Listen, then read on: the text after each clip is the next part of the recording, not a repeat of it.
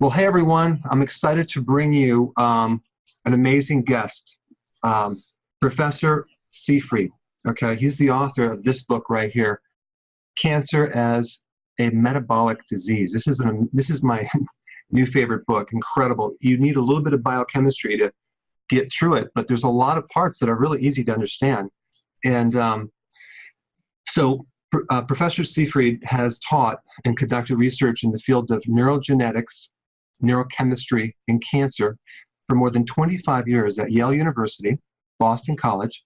He's published more than 150 scientific articles and book chapters, and is on the editorial boards of Nutrition and Metabolism, Journal of Lipid Research, Neurochemical Research, and ASN Neuro.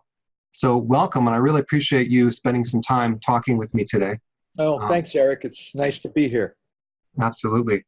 I think it's important to start out, if we could, on the big idea here, where, and kind of, if you could do it in layperson's language, just to describe the difference between a normal cell and cancer cell. I think that's important to just talk about that. Yeah, well, there are many differences. The prime difference in my mind is the difference in the way the cells generate energy. And all the cells in our body need to generate energy. And otherwise they die. You know, I mean, energy is energy.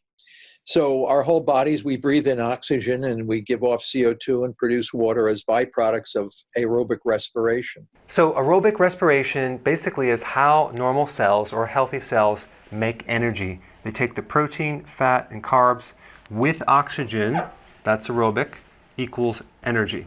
The tumor cell, on the other hand, pretty much functions without oxygen. So in order to function without oxygen, this is referred to as fermentation. So the term fermentation is a primitive or ancient system of how cells can make energy without oxygen. The two main fuel sources for cancer are sugar and glutamine, which is a protein. So all tumor cells, as far as I can see and as far as I've looked at, are more dependent on fermentation for energy than they are for respiration for energy, using oxygen. So this is why they live in hypoxic environments. They can survive in these environments because they primarily ferment.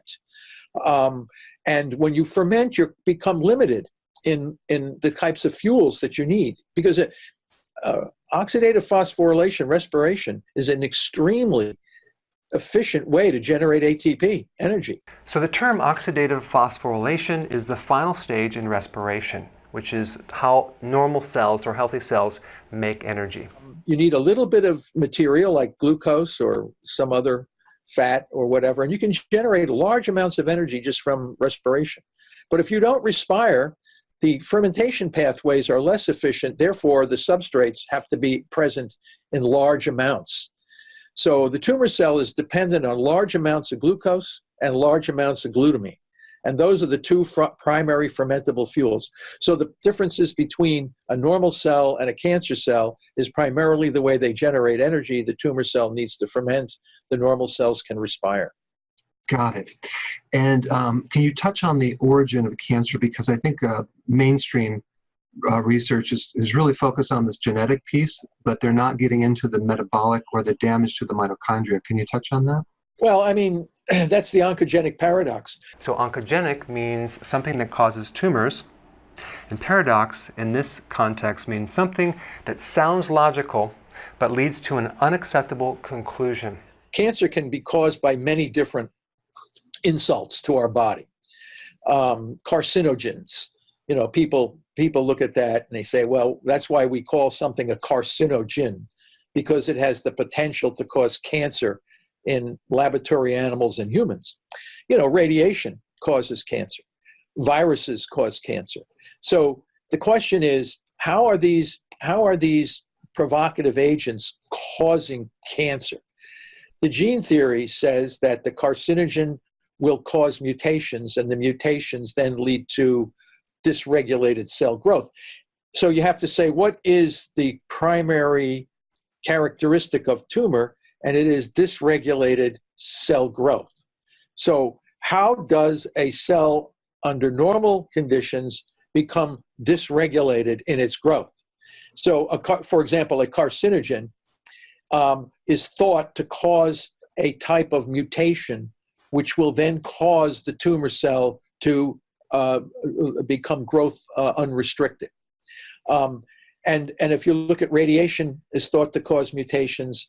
Some viruses are thought to cause mutations, and these mutations were thought to be the cause of the cancer. However, every one of those same provocative agents also damages the mitochondria in the cell, the very organelle needed for normal respiration. Now, what happens is a carcinogen will enter into the mitochondria, leading to the formation of ROS, reactive oxygen species, which are carcinogens and mutagens. So the term reactive oxygen species, ROS, is a reactive compound containing oxygen. Can be formed from within the cell as a byproduct of something, or externally from things like smoking, chemicals, drugs, radiation. So what happens, the mitochondria produces ROS, which then causes the mutations. So the mutations are an effect of the damage to the respiration, not the cause of the cancer. The cancer and the mutations are both effects of the damage to the respiration. So this changes the whole game as to what the nature of this disease is. And we went through and documented very carefully all of the different agents that cause cancer, and every one of them first damages the respiration, leading to ROS, leading to the mutations. So this whole concept of mutations is mostly nonsense. It's absolutely a misdirected effort, which is and the tragic consequences. Over 1,600 people a day are dying from cancer as the result of this tragic misunderstanding of the nature of the disease. Wow. So have you ever done any research or heard about research being done using something like IP6 phytic acid as a powerful antioxidant to counter some of the free radical damage? Well, that's more, it would be in line of prevention. Mm-hmm. So, if you can prevent free radical damage to your mitochondria, you're going to prevent cancer. So a free radical is an atom with an unpaired electron. Normally atoms have paired electrons. Free radical has unpaired, so it makes it highly reactive. Antioxidants give up their electron to stabilize the atom, making it neutral. Cancer does not start with normal mitochondria. So things that would be reducing reactive oxygen species or inflammation or things like this would all be important in preventing the disease. But once the disease starts, you have an altogether different strategy that's needed. Wow. Are there microscopic cancer cells in pretty much everyone? Is there any data on that? I'm not sure about that. I mean, most healthy tissues, you don't see cancer cells. You only see cancer cells when they become enough to see. They make these statements. We all have cancer. Yeah. We all. Those cells are usually destroyed. And taken care of. Well, we turn over our cells all the time. When a cell gets damaged, it's turned over. I mean, we have a maintenance system. They would turn over the cells. A cancer cell, it would be a cell that would not be turned over. Now, do we have precancerous lesions? I think if we have focal inflammatory sections, we would have certain, these are referred to oftentimes as polyps or something along these lines, small growths and things, but they're generally benign. They're not of a more invasive malignant characteristic. So I guess you can say that we probably have these things, but it's only when the tumor cell begins to invade the local environment and proliferate that we have an issue. Got it.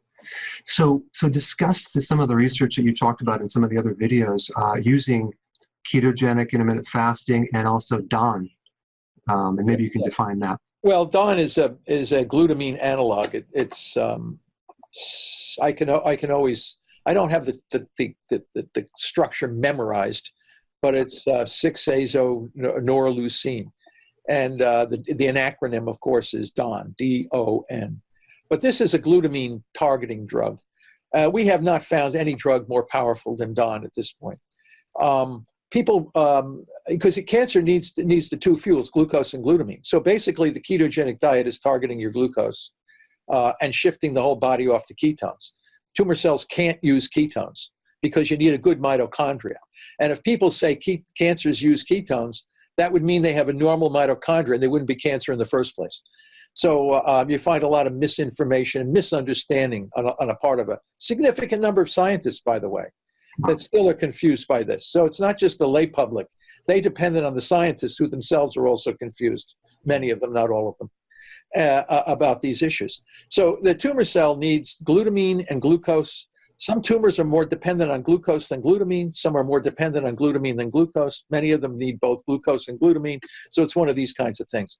But if you take away both glucose and glutamine, I don't know if any tumor cell, none of them that we have ever found, can survive without their two key fermentable fuels. So DON is one of the drugs that targets and takes away the glutamine, whereas the ketogenic diet takes away the glucose. So together, these two work synergistically together, and would be effective, in my mind, of probably managing the vast majority of all types of cancers. The question is, there's not a single hospital, cancer research center anywhere in the world that's doing this. So this is the reason why we have 1,600 people a day dying from a disease. Yeah. It's just becomes clear, you're not doing the right things. If you did the right things, you wouldn't have, these people would be alive. Right. And what kind of some success have you seen on these experiments that I watched another video that you're combining these three strategies and getting some pretty good, amazing, major effects.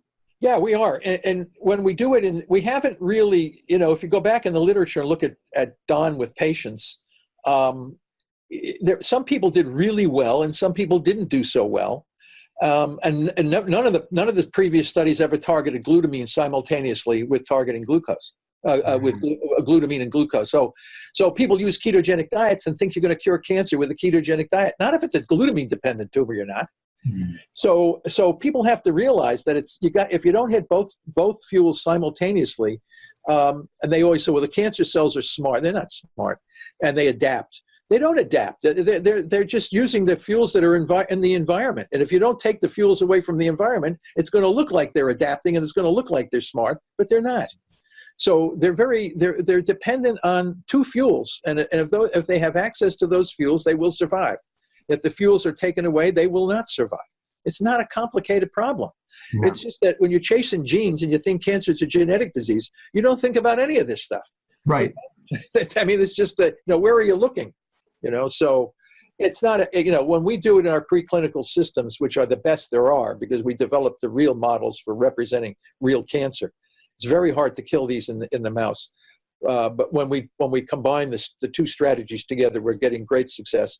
And we are targeting glutamine in patients, not with DON yet, because it's not available in sufficient quantities. People don't know how to use it. A lot of clinicians are concerned about this or that.